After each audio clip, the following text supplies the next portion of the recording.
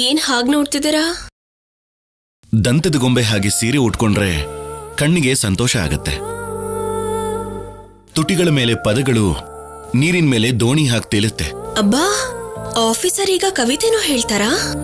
ಕಣ್ಣಿನ ರೆಪ್ಪೆ ಮುಚ್ಕೊಳ್ಳೋದನ್ನ ನಿಲ್ಲಿಸಿದಾಗ ಮನ್ಸಲ್ಲಿರೋ ಮಾತು ಕವಿತೆಯಾಗಿ ಹೊರಗೆ ಬರುತ್ತೆ. ಹಾಗಾ?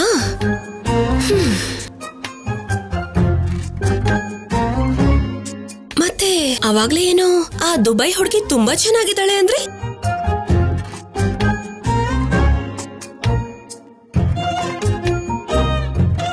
ಕತ್ಲಲ್ಲಿ ಹೊಳೆಯೋ ಮಿಂಚು ಹುಳಗಳು ಕತ್ಲಲ್ಲಿ ಮಾತ್ರನೇ ಹೊಳೆಯತ್ತೆ. ಆದ್ರೆ ಆಕಾಶದಲ್ಲಿ ನಕ್ಷತ್ರ ಆ ಕತ್ಲನ್ನೇ ದೂರ ಮಾಡುತ್ತೆ. ನಿನಗೂ ಅವಳಿಗೂ ಅಷ್ಟು ವ್ಯತ್ಯಾಸ ಇದೆ. ಆಫೀಸರ್ ಅಲ್ಲಿ ಈ ನಡುವೆ ತುಂಬಾ ಬದಲಾವಣೆ ಕಾಣಿಸ್ತಿದೆ. ನೋಟ ಬದಲಾಗಿದೆ, ಮಾತು ಬದಲಾಗಿದೆ.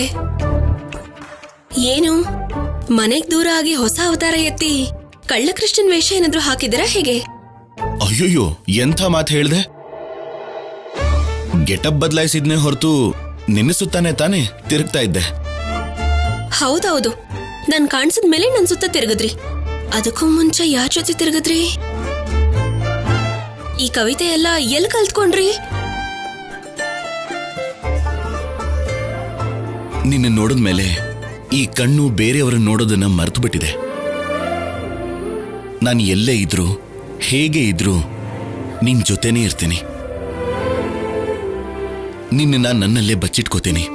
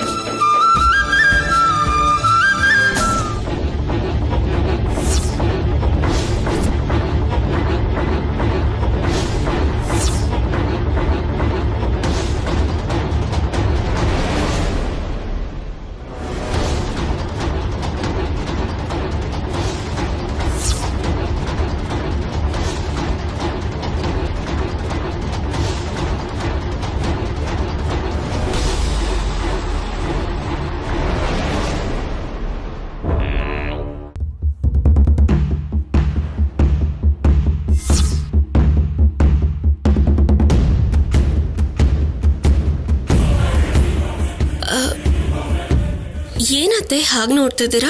ನಾನ್ ಬರೋಕ್ಕೂ ಮುಂಚೆ ಏನೇ ಮಾಡ್ತಾ ಇದ್ದೆ? ಏನ್ ಮಾಡ್ತಿದ್ದೆ? ಅವ್ರೇನೋ ಯೋಚನೆ ಮಾಡ್ತಿದ್ರು, ಮತ್ತೆ ನಾನು ಈ ಬೊಟ್ಟಿ ಎಲ್ಲಿದೆ ಅಂತ ಹುಡುಕ್ತಾ ಇದ್ದೆ. ಹೌದು, ಬೊಟ್ಟು ಕನ್ನಡಿ ಮೇಲೆ ಇರತ್ತೆ ಹೊರತು ಅವನ ಎದೆ ಮೇಲೆ ಹೇಗೆ ಇರತ್ತೆ? ನೋಡಿದ್ರ ಮತ್ತಿನ್ನು ಕೇಳೋದ್ ಯಾಕೆ? ಆದ್ರೆ ನನ್ ಗಂಡನ್ ಜೊತೆ ನಾನಿದ್ರೆ ತಪ್ಪೇನಿದೆ ಅತ್ತೆ? ಅಲ್ಲಿ ನೋಡಿ, ಎಷ್ಟು ಚೆನ್ನಾಗಿ ಡ್ರೆಸ್ ಮಾಡ್ಕೊಂಡಿದ್ದಾರೆ, ಮುದ್ದಾಗಿದ್ದಾರೆ ಅಲ್ವಾ? ಏಯ್, ಏನೇ ನಿನ್ ಮಾತು? ಯಾವುದಕ್ಕೆ ಆದ್ರೂ ಒಂದು ಸಮಯ ಸಂದರ್ಭ ಅಂತಿರತ್ತೆ. ಲೋ, ನಿಮ್ ಅಜ್ಜಿ ಕರಿತಾ ಇದ್ದಾರೆ, ಬಾರೋ.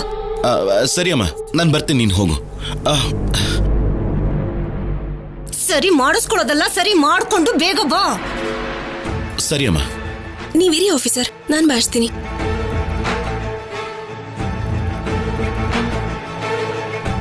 ಹಿಂಗ್ ಏನೇ ನೀನು? ಅವ್ನ್ಗೆ ಯಾವ ಕೆಲ್ಸನೂ ಮಾಡಕ್ ಬಿಡಲ್ವಾ? ಅತ್ಗೆ ಎಲ್ಲಾನು ನೀನೇ ಮಾಡ್. ಅತ್ತೆ ಬರೋಕ್ ಹೇಳಿದ್ರಲ್ವಾ, ನಾವ್ ಹೋಗ್ಲಿಲ್ಲ ಅಂದ್ರೆ ಇವಾಗ ಅವರೇ ಬರ್ತಾರೆ. ಬನ್ನಿ. ಬಾರೋ. ಬರ್ತೀನಿ, ನಡಿಯಮ್ಮ. ಅಪ್ಪ ನೀವು ಬನ್ನಿ ಅತ್ಗೆ, ಬನ್ನಿ ಅತ್ಗೆ.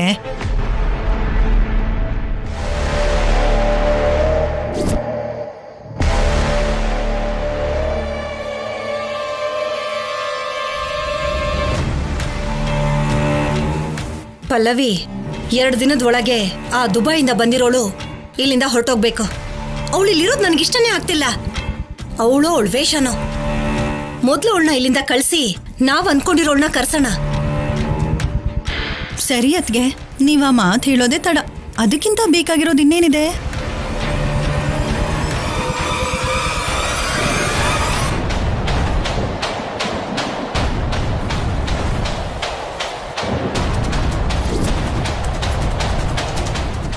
ಏನೇ ಮುಂದೆ ಮನುಷ್ಯರು ಕಾಣಿಸಲ್ವಾ?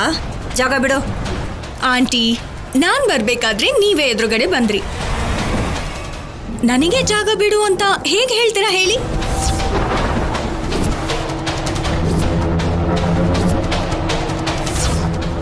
ಯಾರು ಅಡ್ಡ ಬಂದ್ರು ಅನ್ನೋದಲ್ಲ, ಇದು ನನ್ನ ಮನೆ. ನನ್ನ ಮನೇಲಿ ನಿನ್ ದೊಡ್ಡತನ ಏನು? ಜಾಗ ಬಿಡು. ಜಾಗ ಬಿಡೋಕೆ ನನಗೂ ಅಭ್ಯಾಸ ಇಲ್ಲ. ನಾನು ಹೋಗ್ಬೇಕು ಅನ್ಕೊಂಡಿರೋ ದಾರಿಲಿ ನಾನು ಹೋಗ್ತೀನಿ. ಆದ್ರೂ ನಾನು ನಿಮ್ಗೆ ಅಡ್ಡಿ ಆಗಿದ್ದೀನಿ ಅನ್ಸಿದ್ರೆ ನೀವೇ ಪಕ್ಕಕ್ಕೆ ಜರುಗಿ ಹೋಗಿ.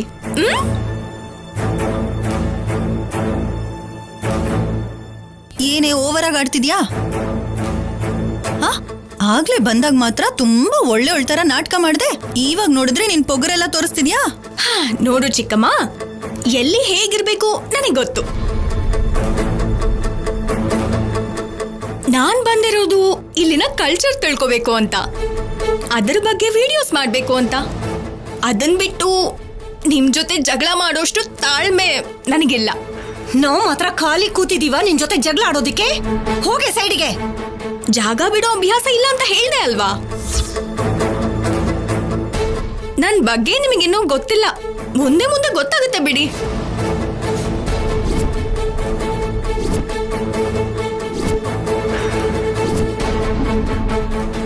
ನನಗೆ ದೊಡ್ಡದಾಗಿ ಸೆಂಟಿಮೆಂಟ್ಸ್ ಏನೂ ಇರಲ್ಲ. ದುಬೈಯಲ್ಲಿ ಬೆಳೆದಿದ್ದೀನಿ ಅಲ್ವಾ, ಅಲ್ಲೇ ದೊಡ್ಡ ದೊಡ್ಡವ್ರನ್ನ ನೋಡಿದೀನಿ. ಇಲ್ಲಿ ನೀವೇನ್ ಹೇಳಿ? ಮರ್ಯಾದೆಯಿಂದ ನೀವೇ ಜಾಗ ಬಿಟ್ರೆ ಚೆನ್ನಾಗಿರುತ್ತೆ. ಏನೇ ಇದು? ನನ್ನ ಮನೇಲಿ ನನ್ನ ಮೇಲೆ ಅಧಿಕಾರ ಚಲಾಯಿಸ್ತಿದ್ದಾಳೆ. ಏಯ್, ಏನೇ ನೀನು ನಮ್ಮ ಅತ್ತಿಗೆ ಬಾಯಿಗೆ ಬಂದಂಗ್ ಮಾತಾಡ್ತಿದ್ಯಾ? ಜಾಗ ಬಿಡು.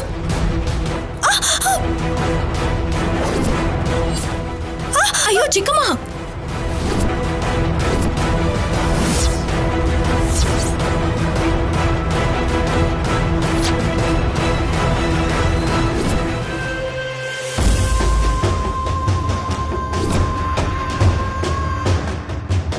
ಅಯ್ಯೋ ಚಿಕ್ಕಮ್ಮ, ಹುಷಾರಾಗಿ ನಡಿಬೇಕಲ್ವಾ?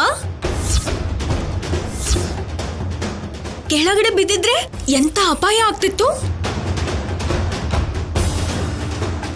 ಮಿಸ್ ಆಗಿ ಯಾವ್ದ್ರ ಮೇಲಾದ್ರೂ ಬಿದ್ದಿದ್ರೆ ಹೇಗೆ ಹೇಳಿ? ನೋಡ್ಬೇಕು ಅಲ್ವಾ? ನಿಮಗೇನಾದ್ರೂ ಆದ್ರೆ ಚಿಕ್ಕಪ್ಪ ಏನ್ ಮಾಡ್ಬೇಕು, ಮಕ್ಳು ಏನ್ ಮಾಡ್ಬೇಕು? ಅಮ್ಮ ಕಲಾವತಿ, ಏನಜ್ಜಿ ನನಗೆ ಆಶೀರ್ವಾದ ಮಾಡಿ. ಅರೆ ರೀ, ಅವಾಗ್ಲೇ ಕಾಲಿಗೆ ನಮಸ್ಕಾರ ಮಾಡ್ದಿಯಲ್ಲ, ಮತ್ತೆ ಯಾಕೆ? ಅಜ್ಜಿ ನನ್ಗೆ ಮೊದ್ಲಿಂದಾನು ಇಂತಹ ಪದ್ಧತಿನ ಹೇಳ್ಕೊಟ್ಟಿದ್ದಾಳೆ. ದೊಡ್ಡವರು ಯಾರೇ ಕಾಣಿಸಿದ್ರು ಕಾಲಿಗೆ ನಮಸ್ಕಾರ ಮಾಡ್ಬೇಕು ಅಂತ. ಅದು ಬೆಳಗ್ಗೆ ಆದ್ರೂ ಸರಿ, ಮಧ್ಯಾಹ್ನ ಆದ್ರೂ ಸರಿ, ಸಂಜೆ ಆದ್ರೂ ಸರಿ. ದೊಡ್ಡವರನ್ನ ಗೌರವಿಸೋದು ನಮ್ಮ ಸಂಪ್ರದಾಯ ಅಂತ ಯಾವಾಗ್ಲೂ ಅಜ್ಜಿ ಹೇಳ್ತಾನೆ ಇರ್ತಾರೆ. ಹೌದಾ? ಹೋಗ್ಲಿ ಬಿಡು. ದೇಶ ದಾಟ್ ಹೋದ್ರೂ ತನ್ನ ಸಂಪ್ರದಾಯನ ಮರ್ತೋಗಿಲ್ಲ, ತನ್ನ ಮೊಮ್ಮಗಳಿಗೂ ಮರೆಯೋಕ್ ಬಿಟ್ಟಿಲ್ಲ. ಎಲ್ಲ ಅವಳ ಹೋಲ್ಕೆನೆ ಬಂದಿದೆ ನಿನ್ಗೆ. ಸರಿ, ಎಲ್ರೂ ಒಂದ್ಸಲ ಕೆಳಗಡೆ ಬನ್ನಿ.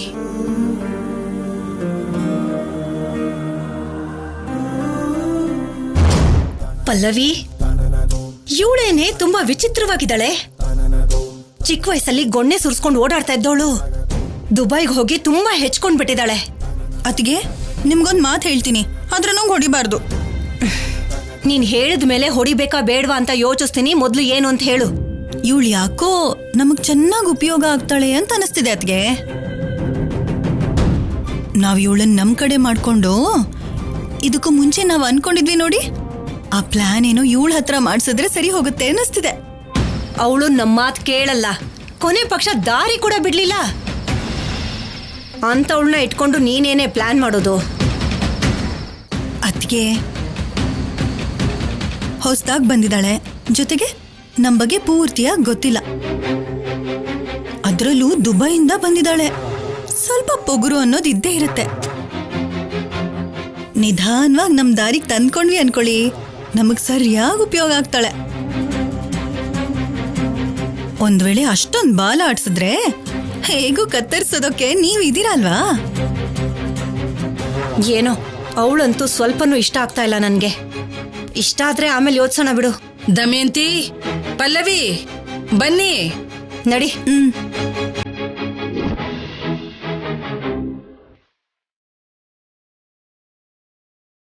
ಯಾ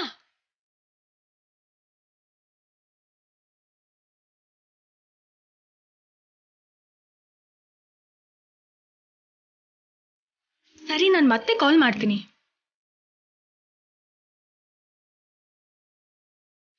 ಎಲ್ರು ಬಂದ ಹಾಗೆ ಅಲ್ವಾ? ಯಾಕಜ್ಜಿ ಮನೇಲಿರೋ ಎಲ್ಲಾರನ್ನೂ ಇಲ್ಲಿಗೆ ಬರೋದಕ್ಕೆ ಹೇಳಿದ್ದು? ಏನ್ ವಿಷಯ?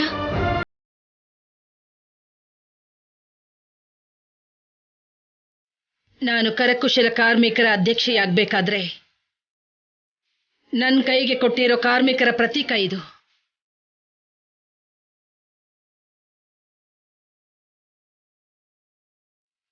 ಈ ಪ್ರತೀಕನ ಕೈಯಲ್ಲಿ ಹಿಡ್ಕೊಂಡು ಯಾವುದು ತಪ್ಪು ಯಾವುದು ಸರಿ ಅಂತ ಹೇಳಿದ್ರೆ ನಾನು ಹೇಳಿದ್ದೇ ನ್ಯಾಯ ಅನ್ನೋ ಹಾಗೆ ಅಲ್ಲಿರೋರೆಲ್ಲ ನನ್ನ ಮಾತು ಕೇಳ್ತಿದ್ರು.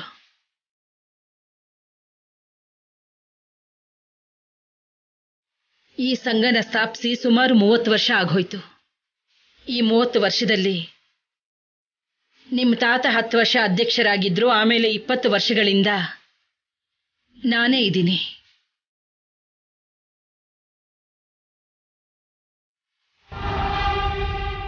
ಎಲೆಕ್ಷನ್ ಅವಶ್ಯಕತೆ ಇಲ್ಲದೇನೆ ಪ್ರತಿ ವರ್ಷ ನನ್ನೇ ಏಕಪಕ್ಷೀಯವಾಗಿ ಆರಿಸ್ತಾ ಬಂದಿದ್ದಾರೆ. ಈ ಸಲ ಕೂಡ ನನ್ನನ್ನೇ ಇರು ಅಂತಿದ್ದಾರೆ. ಈಗ ಮತ್ತೆ ಅದ್ರ ಬಗ್ಗೆ ಮಾತಾಡೋಂಥದ್ದು ಏನಿದೆಮ್ಮ? ಈಗಲೂ ಕೂಡ ನೀವೇ ಅಧ್ಯಕ್ಷ ಸ್ಥಾನದಲ್ಲಿದ್ದೀರಲ್ವಾ? ಇಲ್ಲಮ್ಮ, ಈ ಸಾರಿ ನಾನಿರಬೇಕು ಅನ್ಕೋತಿಲ್ಲ.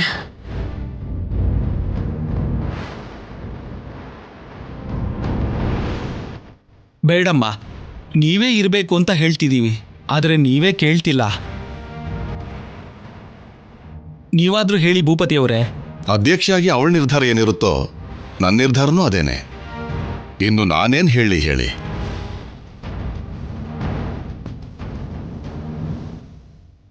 ಇವಾಗ ನೀನು ಬೇಡ ಅಂತಿರೋದಕ್ಕೆ ಕಾರಣ ಏನಮ್ಮ?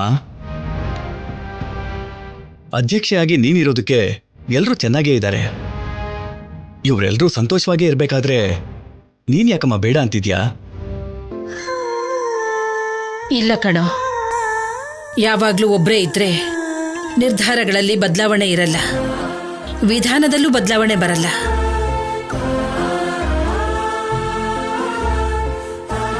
ಇಪ್ಪತ್ತು ವರ್ಷಗಳಿಂದ ನಾನೆಂಥ ನಿರ್ಧಾರಗಳನ್ನು ತಗೊಂಡಿದ್ನೋ, ನನ್ನಿಂದ ಕರಕುಶಲ ಸಂಘಕ್ಕೆ ನನ್ನಿಂದ ಏನು ಒಳ್ಳೇದಾಗಿದೆಯೋ ನನಗೆ ಗೊತ್ತಿಲ್ಲ. ಆದರೆ ಇನ್ನೂ ಚೆನ್ನಾಗಿರ್ಬೇಕು ಅಂತ ಅನ್ಕೋತಿದ್ದೀನಿ. ಇನ್ನೂ ಚೆನ್ನಾಗಿರ್ಬೇಕು ಅಂದ್ರೆ ಆಲೋಚನೆಗಳು ಬದಲಾಗಬೇಕು. ಆಲೋಚನೆಗಳು ಬದಲಾಗಬೇಕು ಅಂದ್ರೆ ಆಲೋಚನೆ ಮಾಡೋ ವ್ಯಕ್ತಿಗಳಿರ್ಬೇಕು. ಹಾಗಂತ ನೀವು ಹೊರಗ್ನವ್ರನ್ನ ಯಾರನ್ನಾದ್ರೂ ಮಾಡಿದ್ರಿ ಅಂದ್ರೆ ನಮ್ಮವರು ನಂಬೋದಿಲ್ಲಮ್ಮ. ಹೊರಗಡೆಯವರು ಕೊಡಬೇಕು ಅಂತ ನಾನು ಅನ್ಕೋತಿಲ್ಲ, ಹಾಗೇನೆ ನಾನು ಇರಬೇಕು ಅನ್ಕೋತಿಲ್ಲ. ನನ್ನ ಪರವಾಗಿ ನನ್ನ ಮನೆಯವರೇ ಯಾರೋ ಒಬ್ರು ಇರ್ತಾರೆ.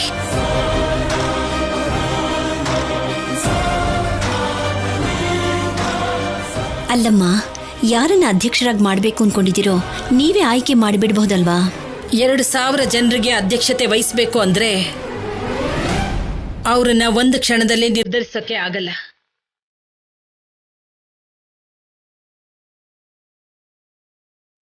ಯೋಚನೆ ಮಾಡಿ ನಿರ್ಧಾರ ತಗೋಬೇಕು. ಇದರಲ್ಲಿ ಯೋಚನೆ ಮಾಡೋದೇನಿದೆ ಅಜ್ಜಿ? ಯಾರ್ದಾದ್ರೂ ಹೆಸರು ಹೇಳಿ, ಅವರೇ ನೋಡ್ಕೊಳ್ತಾರೆ. ಅಧ್ಯಕ್ಷರ ಸ್ಥಾನ ಅಂದ್ರೆ ಅದು ಅಲಂಕಾರ ಅಲ್ಲ, ಜವಾಬ್ದಾರಿ.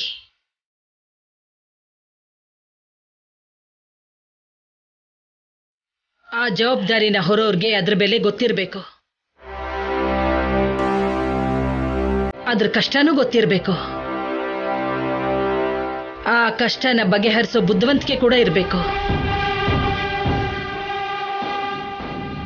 ಅದಕ್ಕೆ ಒಂದು 4 ದಿನದವರೆಗೆ ಸಮಯ ತಗೊಂಡು ಇದಕ್ಕೆ ನಮ್ಮ ಮನೆಯಲ್ಲಿ ಯಾರು ಸರಿಯಾದವರು ಅಂತ ನಿರ್ಧರಿಸಿ ಆ ಹೆಸರನ್ನ ಎಲ್ಲರೂ ಒಪ್ಕೊಂಡ್ರೆ ಆವಾಗ ಈ ಪ್ರತೀಕನ ಅವ್ರ ಕೈಗೆ ಕೊಡ್ತೀನಿ. ಇಲ್ಲ ಅಂದ್ರೆ ಚುನಾವಣೆ ಮಾಡೋಣ.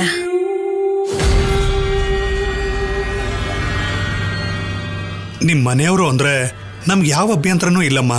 ನೀವು ಯಾವ ಹೆಸರನ್ನ ಹೇಳ್ತಿರೋ ನಾವು ಅವರನ್ನೇ ಅಧ್ಯಕ್ಷರನ್ನಾಗಿ ನೇಮಿಸ್ತೀವಿ. ಯೋಚನೆ ಮಾಡಿ ಹೇಳಿಮ್ಮ, ನಾವಿನ್ ಬರ್ತೀವಿ. ನಾವು ಬರ್ತೀವಿ. ಹೋಗಿ ಬನ್ನಿ.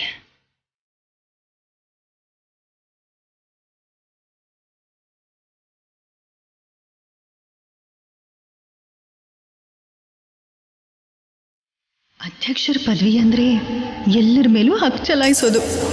ಯಾವಾಗಲೂ ಮನೆಯವರೆಲ್ಲರೂ ನನ್ನ ಮೇಲೆ ಯಜಮಾನಿಕೆ ಚಲಾಯಿಸೋದೇ ಹೊರತು ಯಾವತ್ತಾದರೂ ನಾನು ಯಾರ ಮೇಲಾದರೂ ಯಜಮಾನಿಕೆ ಚಲಾಯಿಸೋಕ್ಕಾಗಿದೆಯಾ? ಅದಕ್ಕೆ ಈ ಪದವಿನ ಹೇಗಾದರೂ ನಾನೇ ಪಡ್ಕೋಬೇಕು. ಅಮ್ಮನ್ಗೆ ಎಲ್ರೂ ಗೌರವ ಕೊಡೋದು ಆ ಪದವಿಯಿಂದನೇ ಅಲ್ವಾ? ಆ ಪದವಿ ನನಗೆ ಸಿಕ್ಕಿದ್ರೆ ನನ್ನ ಗೌರವ ಜಾಸ್ತಿ ಆಗತ್ತೆ. ಪಾರ್ವತಿ, ನಿನ್ನ ಮನಸ್ಸಿನಲ್ಲಿ ಯಾರಿದ್ದಾರೆ ಅಂತ ನಮಗಾದ್ರೂ ಹೇಳು. ಸದ್ಯಕ್ಕೆ ನನ್ನ ಮನಸ್ಸಲ್ಲಿ ಯಾರೂ ಇಲ್ಲ ರೀ. ಈ 4 ದಿನ ನಾನು ಗಮನಿಸ್ತೀನಿ. ನಮ್ಮಲ್ಲಿ ಯಾರಾದ್ರೆ ಚೆನ್ನಾಗಿರುತ್ತೋ ಆಮೇಲೆ ಹೇಳ್ತೀನಿ.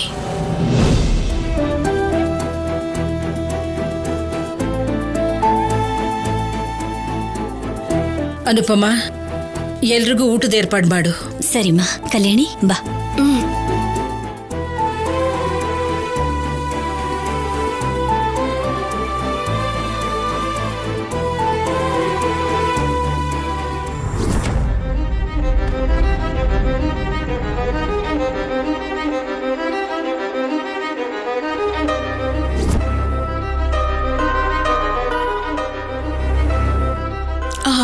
ಆಂಟಿ, ಇವಾಗ ಈ ಅಧ್ಯಕ್ಷ ಆಗೋದ್ರಿಂದ ಲಾಭ ಏನು?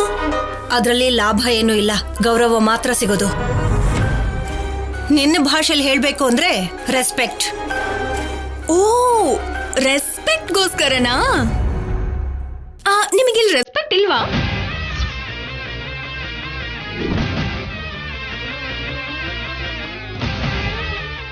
ಈ ಮನೇಲಿ ಅನುಪಮಂಗೆ ಕಲ್ಯಾಣಿಗೆ ಸಿಗೋ ಗೌರವ ನಾನು ಏನೇ ಮಾಡಿದ್ರು ನನಗೆ ಸಿಗ್ತಿಲ್ಲ. ಏನಾಂಟಿ? ಏನೋ ಒಂದು. ಅವೆಲ್ಲ ನಿನಗೆ ಯಾಕೆ? ಬಂದವಳು ಬಂದ್ ಕೆಲಸ ನೋಡ್ಕೊಂಡು ಹೋಗ್ಬೋದಲ್ಲ.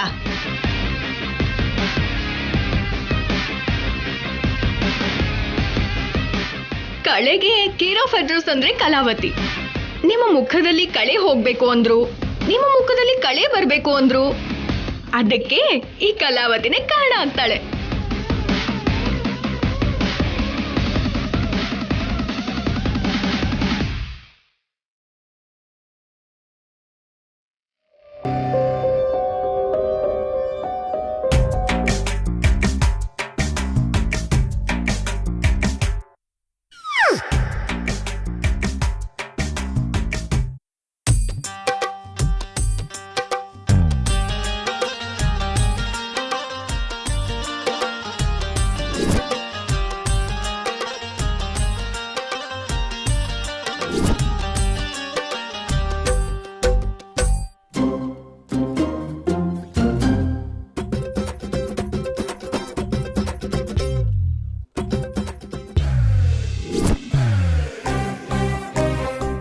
ಪ್ರಸ್ತುತ ರೂಮಲ್ಲಿ ಮದ್ಮಗಳ ಹಾಗೆ ಆ ನೋಟ ಏನೇ?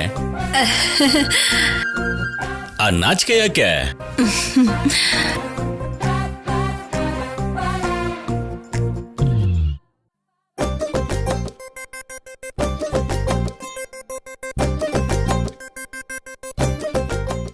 ಏನು ಅಂದ್ರೆ